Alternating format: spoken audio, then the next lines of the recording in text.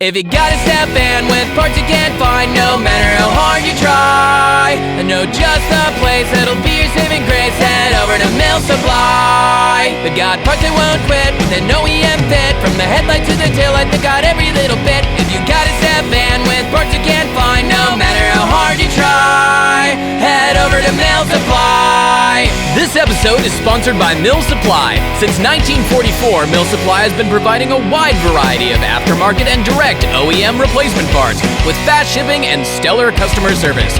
Head on over to www.millsupply.com and check them out. If you got a step van with parts you can't find, no matter how hard you try, head over to Mill Supply.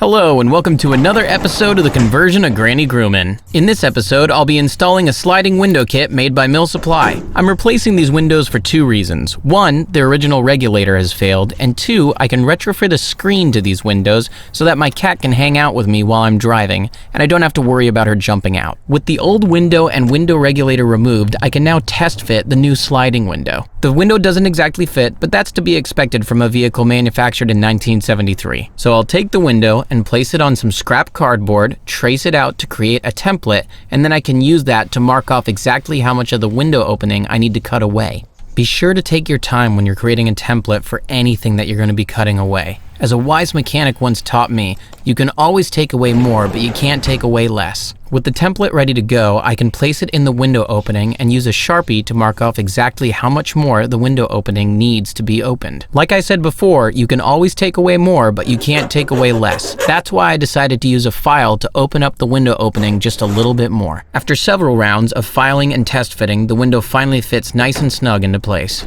Before drilling holes for the rivets, I decided to open and close the door and open and close the window to make sure nothing was getting hung up. After confirming everything functions exactly as it should, it was time to remove the old track for the old window by simply drilling out the rivets that retain it.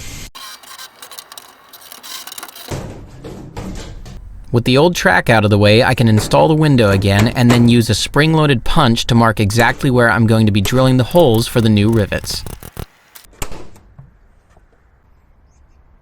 These aluminum rivets included in the sliding window kit require a 3/16 diameter hole, so you'll need a 3/16 diameter drill bit to be able to create those holes. Be sure to get all the loose burrs off the holes so you can get the tightest fit possible. The next step is to install this provided seal around the body of the window. With the window seal installed and the holes drilled for the new rivets, we can finally install the window and then install the rivets. When installing the rivets, you want to make sure that the window frame is as close to the door as possible so that you get a nice snug fit.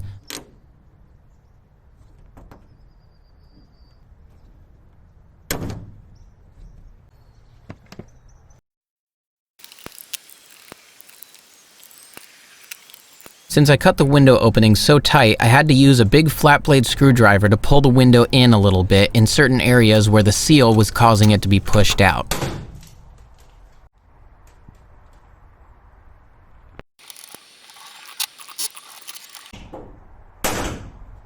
With how tight I put the window in there, I'm sure it wouldn't have any leaks, but for a little added peace of mind, I'm going to add some silicone sealer around the entire edge of the window frame.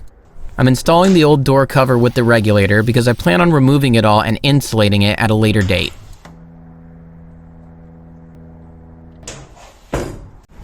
Wow, it's a lot quieter.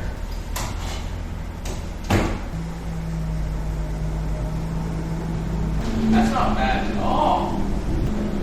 Friggin' perfect. To the team at Mill Supply, thank you again so much for being the first company to sponsor one of my YouTube videos. Thanks again for watching, don't forget to subscribe, and I'll see you next time on the conversion of Granny Grumman.